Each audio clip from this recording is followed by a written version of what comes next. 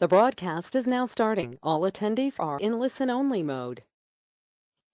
Welcome everyone. My name is Arthur Rector and I'm one of the speakers today regarding the webinar Risk Management in the Supply Chain, an approach to minimize uncertainty. A couple points of attention at the start. It's important that all microphones are muted during the webinar. Questions can be asked via the chat, and you can chat via our moderator. The chat function is available during the webinar, only direct chat with the presenters or with the moderator. Later on, we have a poll in the webinar, which you might have to enlarge your screen to use and to enter your answers. The presentation is shared afterwards. When sharing your email address by using a survey, you can leave your email address with the comments. And just like I said, my name is Arthur Rector, and the other presenter is Piet van der Plas. Okay, let's look at the uncertainty in the media. This week, there was a post of KPMG. Majority of IX companies did not see the pandemic as a risk. So a lot of large multinationals don't see pandemics and any other large uncertainties as a risk. So that's why it's much important for today and for this webinar, by using the uncertainties, we're presenting an approach regarding uncertainty as well. So let's deep dive in what uncertainties are nowadays. And I give the floor to my colleague, Piet van der Plas. Yeah, welcome on my behalf as well.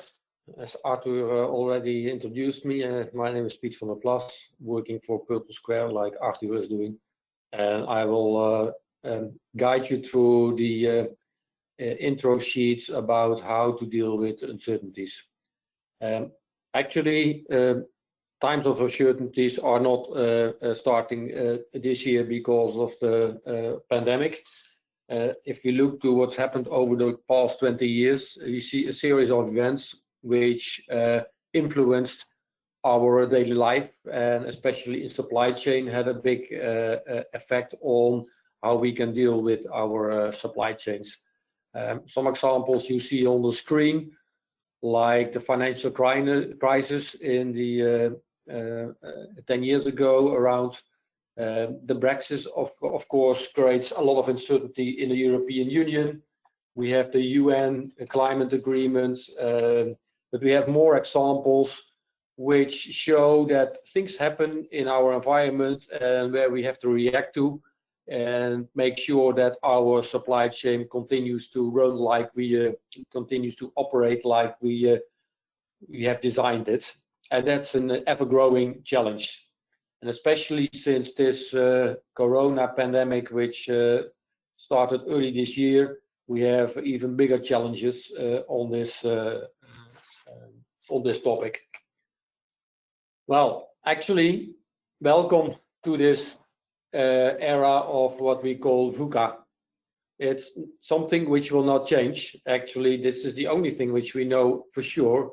There's going to be high volatility, which means that the rate of change is increasing. The clock speed of things happening, which influence our operations and supply chain, is increasing.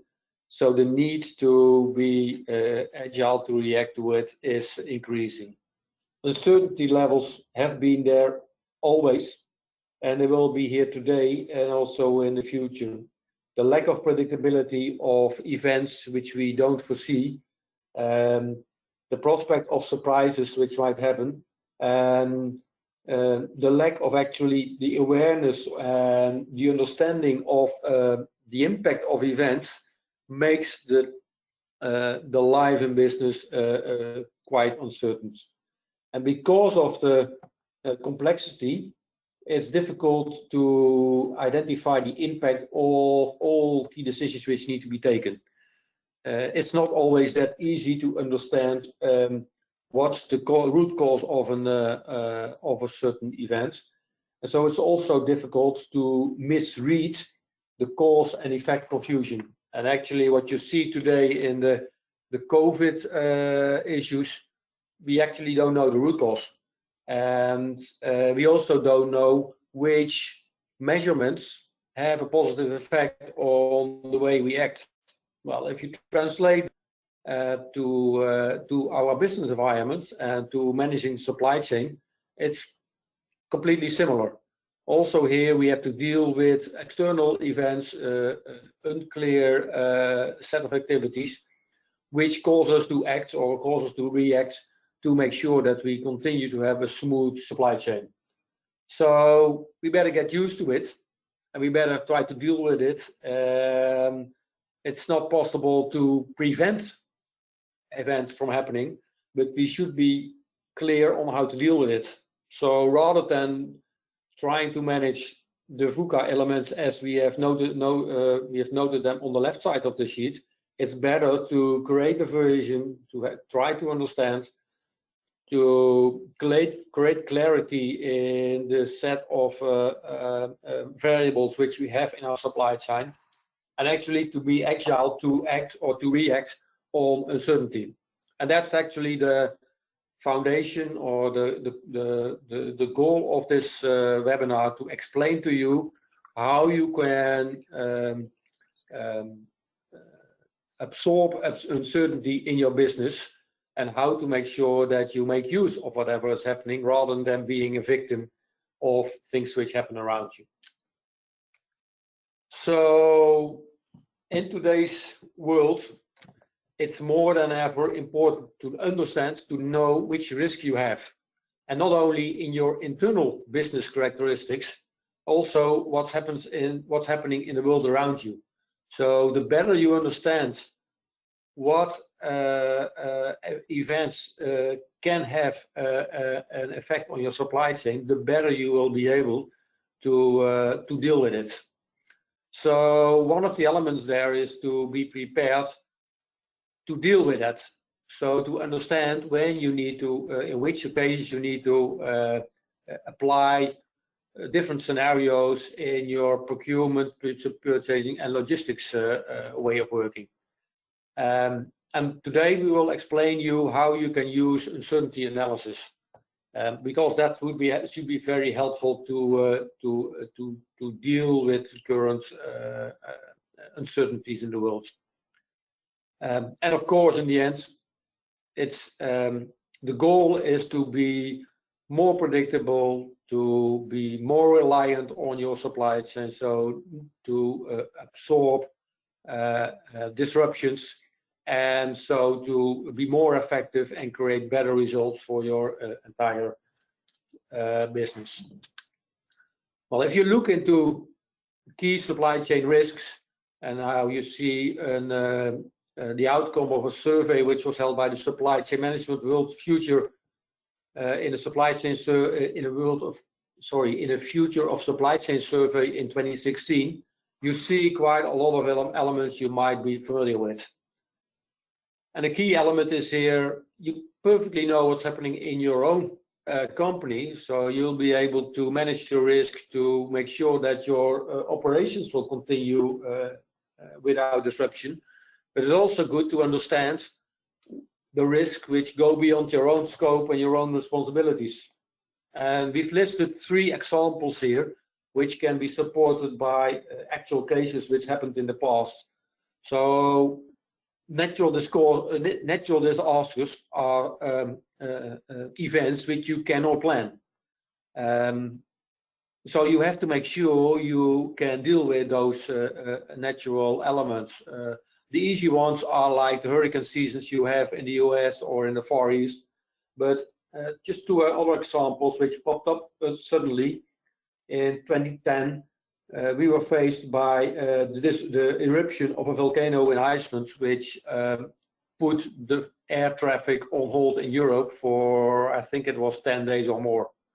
So that caused a lot of disruptions in the supply chains. So you had to find other ways to transport your goods from one country to the other. Another element was a flooding in Thailand in 2011, where there was a high concentration of hard disk suppliers. And due to that flooding, the delivery of hard disks to the full world was disrupted. So you think you have outsourced risks to third parties, which in this case were the hard disk suppliers, but you didn't realize that most or the majority of those suppliers are located in the same area in Thailand. And because of a flooding, a natural disaster, there was a big disruption in the supply of those incoming goods. Another element related to dependency on suppliers. A concrete example today is when the coronavirus outbreak started, and when we were starting to realize we had to do a lot of tests here in the Netherlands, we all of a sudden came to the conclusion that all test kits in the Netherlands were provided by a single supplier, Roche in Switzerland. And a lot of governments were, and maybe even still are, dependent on delivery of those test kits of this single supplier. There was no other alternative to get test kits delivered. And as a result, and we know it more than ever, the result was that we could not test as much as possible with the results which we saw over the past months. A third example we want to mention here is incidents at supplier facilities. And I found two examples which explicitly explain what is what kind of effects these kind of incidents can have. And a real, let's say, the key event which happened in 2000s, when a lightning stroke was causing a fire at a Philips plant in Albuquerque, shows more than ever before that the way you react to such an event determines how you can absorb an external event and how you can smoothen or cannot smoothen the effect on your supply chain. So if you would look online and look to the effects of this fire for Nokia compared to Ericsson, you see a complete different approach in the two companies towards this external event. And this is just a set of elements which you are not able to manage yourself. So you have to cope with it, and you have to absorb it in your supply chain. So, how to be prepared for this uncertainty? What you see in the daily life is that it's difficult for companies to incorporate the strategic focus to manage the supply chain. Are we going to do a poll? Okay, sorry. I'm going too fast. So we had to go back one step. So we have a poll in this webinar at this moment. So we are starting up this poll right now, I think. I'm now looking to Arthur to see what's the way forward with this. Do people see the poll right now? Okay. So you should see a question now which you can react to.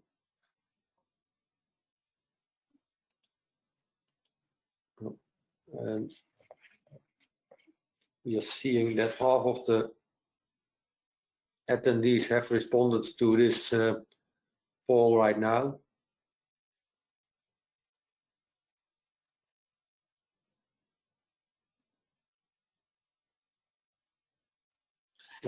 You might have to enlarge your screen to fill in the answer, but yeah, let's see. Okay. Well, we have listed 5 different root causes for disruptions, which you recognize. 2/3 of the answers relate to supply shortage of materials and components, just like the examples I gave in this sheet.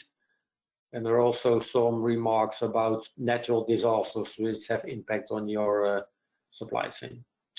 Okay, thank you for your feedback. And let's move on to the next slide. So, how can you be prepared for uncertainty? As I started to explain already, the focus in a lot of occasions is on resolving issues, so-called firefighting, in your day-to-day business.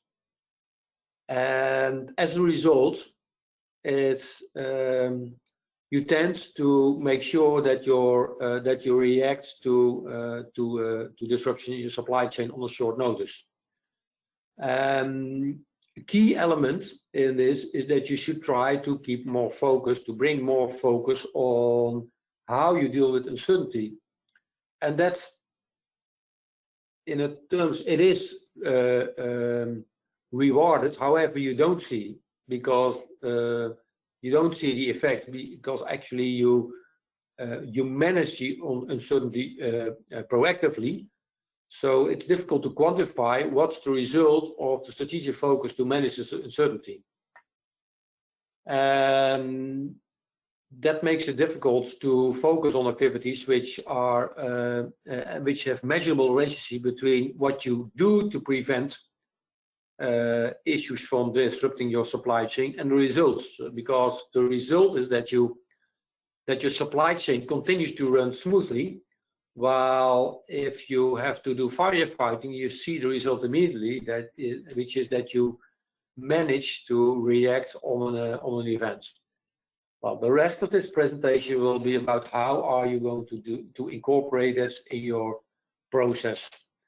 And a key element there is related to the event of predicting how to deal with external events. So black swans are difficult to predict, so don't try to predict them. So it's better to make sure that you are able to adopt changes and to adopt issues which happen in supply chain, and to become resilient to events and to limit the effects of those events on your supply chain. And with that intro, I hand over to Arthur to explain more about how to deal with scenarios.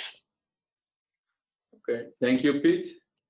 But first, before we go to the scenarios, we need to know what's your company profile. How does your company act in times of uncertainty, risk, and danger?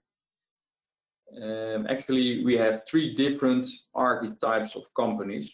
We have a fragile, we have a robust, and we have an anti-fragile. We start with the fragile. Fragile companies are companies that can cope with the current environment, but if environmental changes, they cannot cope with the environment anymore. Examples of the past are the Nokias and the Kodaks. Then if you go to the robust companies that can absorb an uncertainty, and that are companies that don't care about the changing environment, by using an agility or resilient approach. An agility approach, that are companies that can see and leave changing environment. An example of that is Philips. They saw the changing environment of the lighting division. So in that case, they sold the lighting division to Signify and Luminex. And now they're focusing on the healthcare market. Resilient are companies that can move away.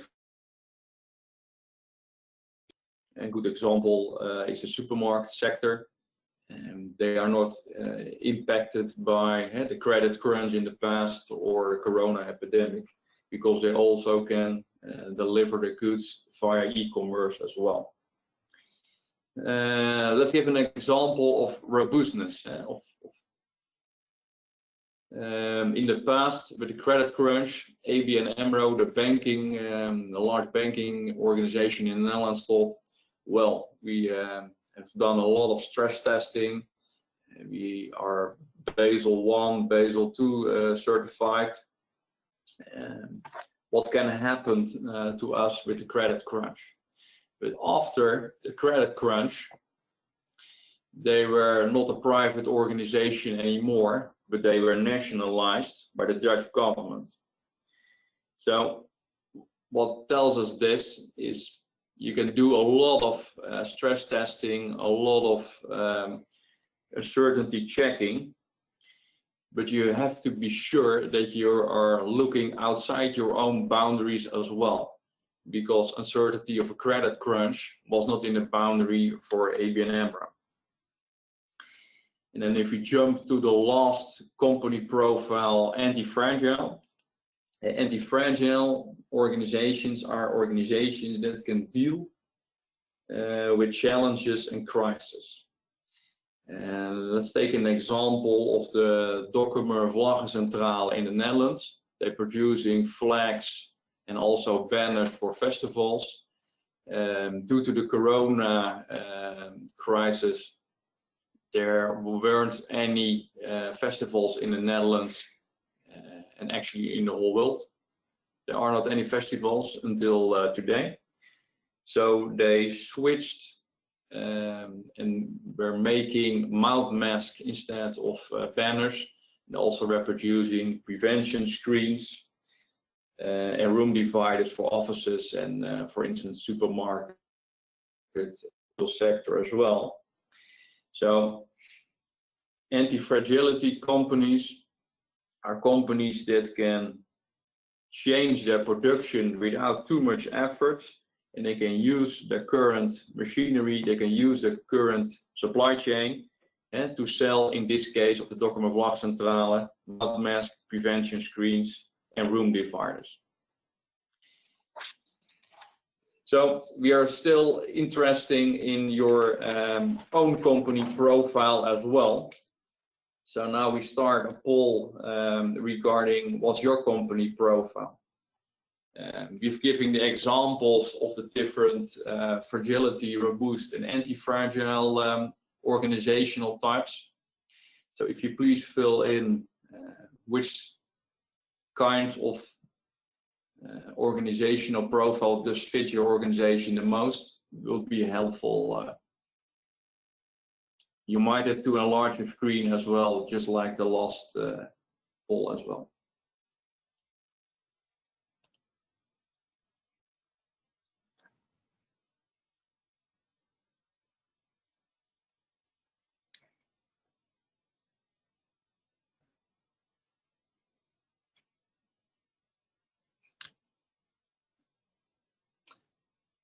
I see that everyone has filled in. Thank you. We will come back to that later. Let's continue with the presentation with the next slide.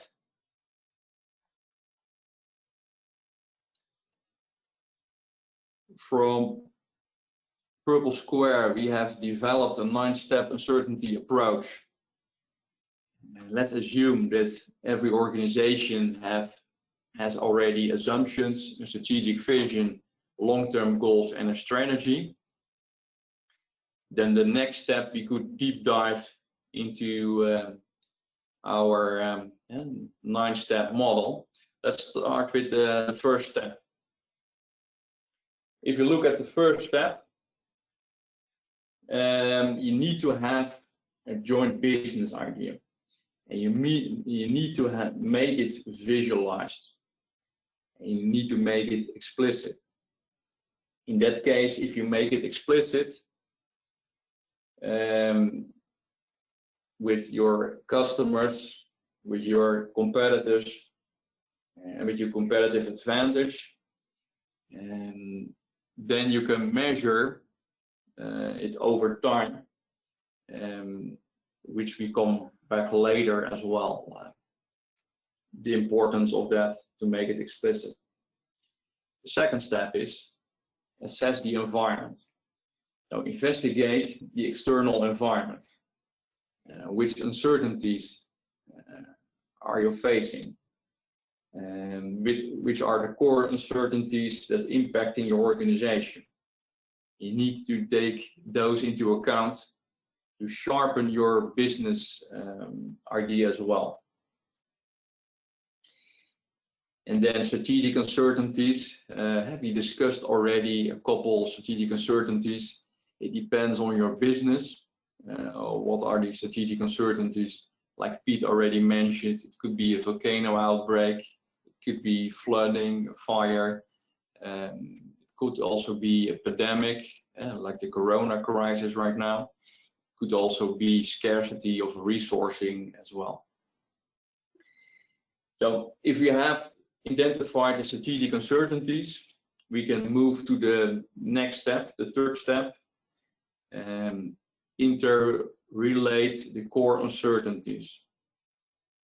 With the first two steps, we made already clear what insights do we have in combination with our strategic vision of our organization, strategic assumptions that support our vision, and the main uncertainties that affect our vision. The most important is you do not need to consider those in isolation. You need to have them in combination with each other as well. Uncertainties are related and can strengthen or weaken your future context in which your organization operates as well. So when composing a framework of scenarios, it's important that you have two major uncertainties that impacts your organization. And you need to have the tool extreme pulse of your core uncertainties. So let's assume that you have your core uncertainties. We can move to the fourth step, that is to make the uncertainties and scenarios time bound. And so build the scenarios and make them time bound. You can make them time bound by using a SMART principle, specific, measurable, accessible, relevant, and time bound. A scenario is a future story that's easier to understand for your internal organization. So by letting it stick those scenarios within your organization, it's advisable to use different labels. And the labels can be happy-go-lucky scenario or a big exodus from a different market. And let's give an example of those labels. Imagine that a hard Brexit would happen later this year or next year, and that could lead to a major exodus strategy from United Kingdom pharmaceutical companies to the Europe mainland. This has to do with the compliancy issues because of the United Kingdom GMP certificates are no longer valid in the European Union. In this case, medicines cannot be supplied to the European Union member state without making new regulation. And as a consequence of that, you could have a medicine shortage in the Europe mainland as well. So you need to be sure what's your scenario regarding this, as you are a wholesaler or a pre-wholesaler. So let's go to the next step. It's the step where you test your vision and strategy and adjust if necessary. The first four steps, you have already made assumptions explicit, assess the environment, you have your core uncertainties, and you build your scenarios. In the fifth step, you want to test your vision and strategy if it's still valid. And by doing that, it's most important to see which kind of company profile do you have. Do you have a fragile company profile, or robust, or anti-fragile? Now is the time to change and sharpen your strategic vision and your long-term goal and your strategy as well. Because changing environments can have a big impact on the value proposition of your company. And new technologies could change your strategic vision and your strategy. Geopolitical changes could change your strategy as well, or natural disasters. So let's assume that we sharpened the strategic vision, the long-term goals, and our strategy with the scenarios we've chosen. Then we can deep dive into the sixth step. It's define the change indicators for your organization. And if you look at the 6 steps, it's important that the scenarios you chose are integrated in your organizational culture. Because your organizational culture needs to have the DNA you need for your organization. You need to pick up the change indicators. So you need to have the right skills within the organization of your employees, the right attitude, and the right knowledge to act on changing environments, and to see and pick up the change indicators. So capabilities are very important as well for your changing organization. So that's the 6th step. Changing indicators are the change of oil price, for instance, the change of unemployment, the rise of coronavirus spread, etc. But be sure you have within your organization a multidisciplinary team available that can pick up those change indicators. So it's bottom up, but also a top-down approach. In a multidisciplinary team, you need to have people available, employees available that can access external environment and also the internal developments as well. So let's go to the 7th step, is to monitor external environment. External environment is you need to collect your external data, so your insights with new innovations can be added to that as well. And the 7th step was that. Now we go to the 8th step. Pick up those weak signals. If you have a framework available, you have the data available to crush and to relate between your internal data. Mostly the controlling department is collecting the data, and also with the external data, business analysts are analyzing those data as well.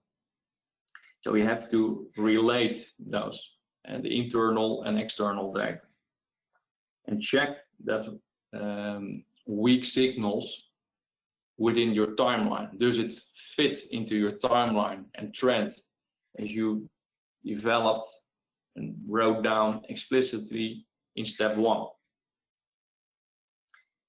The 9th step is actually the wrapping up of all the 8 steps before.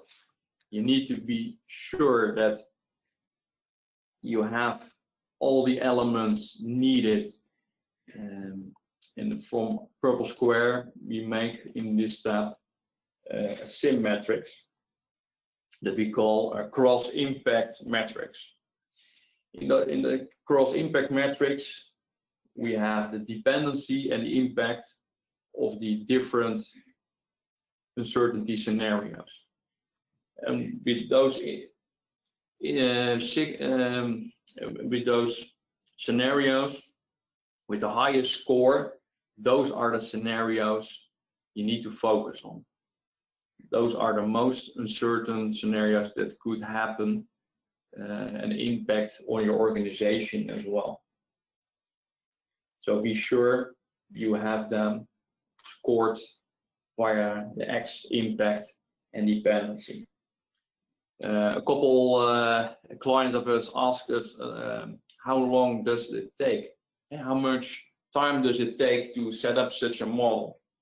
Depends what I discussed already of your DNA, and do you have the right skills, knowledge, and attitude available? Do you have a multidisciplinary team? Do you have the external data available via different sources? So that are all elements you need to have in place. If you have that all in place, it takes a couple hours a month and to assess every time the external environment and look at your strategy. Let's go to the next step and to the next sheet. The conclusion of the summary. To cope with the uncertainty within your organization, like Piet said, you have to recognize your black swan events when they're going to happen. Don't wait for that until tomorrow, but use a good crisis as the pandemic crisis today to start acting on uncertainties. Like I said, you also have to deal and build capabilities to deal with those black swans. So don't focus only on your organization and market capabilities, but develop your uncertainty capabilities as well. And finally, use a strategic scenario planning approach to deal with uncertainty and risks. Like I mentioned, our 9-step approach in the previous sheet, that's an approach you can deal with uncertainty and risks. And then if you look at our conclusion, the conclusion will be, don't become a Thanksgiving turkey. Start acting today and don't get surprised in the act later on as a Thanksgiving turkey does. So start acting today. So this was the end of our presentation. You can send us your comments via survey, and we always like to hear about what you're thinking about our sheets, our presentation, and about the subjects as well. The contacts we will send you as well. You can find my contact and the contact of Piet van der Plas. We are now interested if you have some questions for us. It's now the time to ask the questions. It's good to raise a virtual hand that you have a question, so we know that you have a question. Are there any questions? And when you raise your hand, we can see there is a question coming, so we can answer your question.